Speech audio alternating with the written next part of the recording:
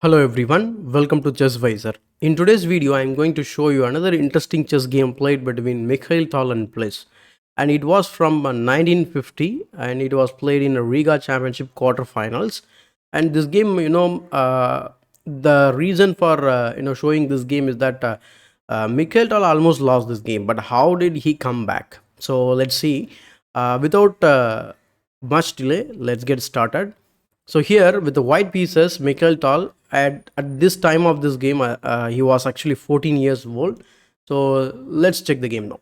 So with the white pieces, Mikhail starts the game on e4 and his opponent plays goes e5. We have Roy Lopez on board and the variation is the Morpheus defense, knight f6 castles and then bishop e7 heading to the closed variation of the Roy Lopez. Rook e1, b5. We will see which variation now. Bishop b3 and then castles. After pawn c3, he goes pawn d6, pawn h3.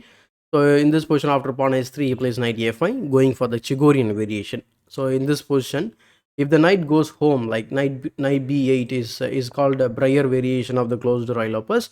But here we are seeing the Chigorian. So bishop c2, saving the bishop for the later part of the game. So pawn to c5, pawn to d4, striking back in the center, queen c7. So yeah, queen c7 and then knight b d2. So here the main move in this position after d4 queen c7, here you could try this move, pawn to d5 to close down the position and then try to play a slow game and try to concentrate on the king side. But in this position he plays knight b d2. This is the most common move. C takes d4 and then c takes d4, bishop d7 develops the bishop and then we have knight to f1. So here after knight f1, he plays rook a c8, threatening the bishop, and the bishop goes to the b1. So instead of that, Tal could have played knight e3 to guard the bishop, and also it activates the knight, and it also controls some of the squares towards the center. And after this move, you'll see that all of Tal's pieces are sitting at the back rank. This is actually weird. Why it's weird? You may not be able to see this kind of piece position in other games played by Tal. So that's why it is a special game. And also, as I said in the opening, he was going to lose the game. Okay, let's continue. Knight c6 was played, and then we have knight e3 now. So in this position, the top move recommended by the engine was to play pawn to d5, kicking the knight. And you might be thinking the knight is going to come to b4, right, and landing onto the c2 square. Now you have to put the knight in the e3 square to cover that. And let's say for example a5, this is the main move. So many players played this opening, so I mean this position. So a5 and then you can kick the knight and then you can bring the bishop into the game later, or you can even advance with the pawn b4 and ruin the structure and then target it later. But in the game, Tal plays knight e3 now, and now he plays e takes d4, and then so here also he missed a simple idea. So he could have captured with the knight takes d4, where you can have this isolated pawn on the queen file or the d file, where you can easily target this pawn in the later part of the game. So this is a little positional advantage he could have created, but in the game he plays knight to d5, which allows him to take back, and his pawn is takes back. But the problem is after knight moves, he takes on d4. As you can see, now this pawn is shield or created a shield for the black's weak pawn, so you cannot target it later. And here also, okay, he is going for some tactical idea, but now he immediately senses that and plays bishop f6, bishop e3. This is like a little error by Tal, and this is where game slips from Tal's hand. Here, what is the best move, or how could white continue? If you ask, this is like pawn to b3. So this is the right way to continue. Say for example, after knight to g6 to unleash the bishop, now you can go bishop b2, and then the game continues without much problem, or the game would be equal. But in the game he plays bishop e3. It creates a dark square weakness, and now Pliss takes advantage of that immediately by putting the knight on c4, attacks b2, attacks e3, and you cannot cover both. That is the problem. So if you place something like queen to c1 to cover this, you can already play rook f e8, and then or even knight takes e3 is a fine move to consider, because after you exchange queen takes e7, rook takes e7, after f takes e3, now we can play rook to c5 to target this pawn. You'll not be able to defend that actually. So yeah, so say for example rook c5, and then you have to play bishop to e4 to defend it, but now comes the move rook e8, and once you move the bishop to f3, now I can take on e3.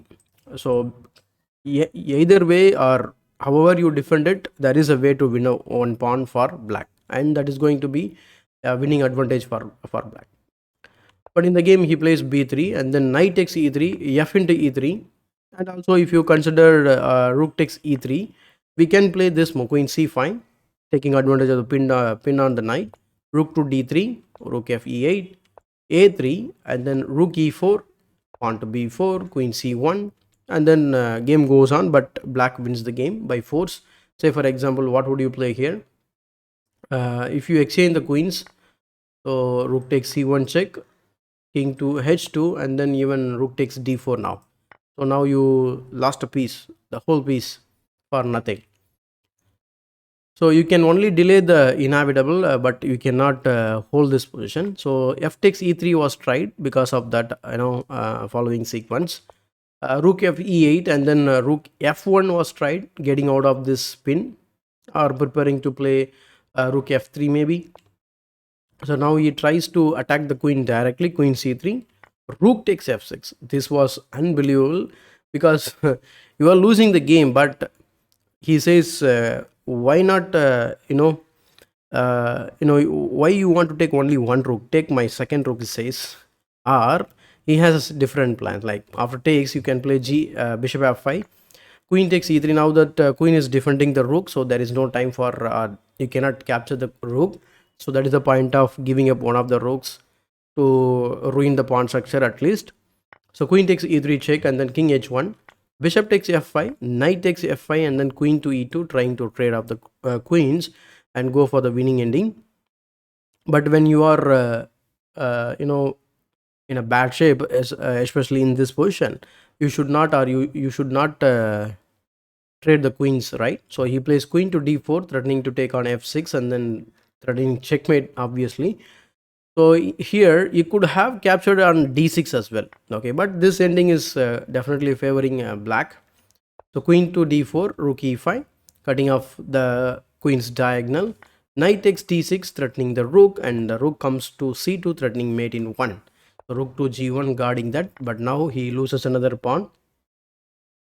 So rook takes a2, and then we have queen a7, queen to h5, we have queen to a8 check, king to g7. He is trying to make or he is trying to do this swindle here, and also he is trying to make the position a little complicated.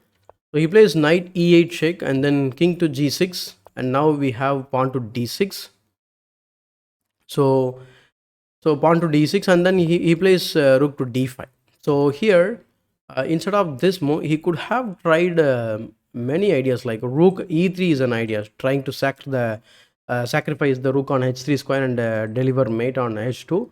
But in the game he plays rook d5. This is like a mistake by black, and now Tall can play this move knight c7, kicking the or attacking the rook. But the problem is the rook cannot take the pawn. So instead of that, he could try this move, rook to d3, and then the pawn moves forward. You cannot again take because of the the checks. Say for example, if you simply take, then you play queen to g8 check, and then king to h6. Now we can play this move knight to e8, threatening checkmate. So you have to guard this, and once you guard this, we can go queen f8 check, forcing the king to move, and then you play queen to b4 now. So queen to b4, trying to give some perpetual checks or something like that. But this is little we have little hope for white, or he can hold this game. But in this game, what happened? He played actually rook takes d6, which blunders the rook in the spot or the queen. So actually, he plays queen to g8 check first, and then after king f5, he simply played g4, a pawn fork, and that wins the game immediately. And also, so here after After this move, queen to g8 check. If you play king to h6 in this position, you can directly fork the rook and win the game. So that is why in this position, okay, g4 played and then he resigned. So anyway, he is going to lose the queen, because you cannot even recapture anything because the king is cut off. That is the problem. Okay, you may take this one, but then queen takes g4 check, and then king to e5 forced, and then rook e1 check, and everything is covered. You have to black with the rook, and it is rook takes e2 is a checkmate. So considering this, after 37th move, so Mikhail Tal's opponent Pliss simply resigned the game and Tal won the game. I hope you enjoyed this quick review of this game. Please give it a thumbs up, and still, if you are not subscribed to the YouTube channel ChessVisor, consider subscribing to the channel. As usual, this is ChessVisor, your wise choice to improve your chess.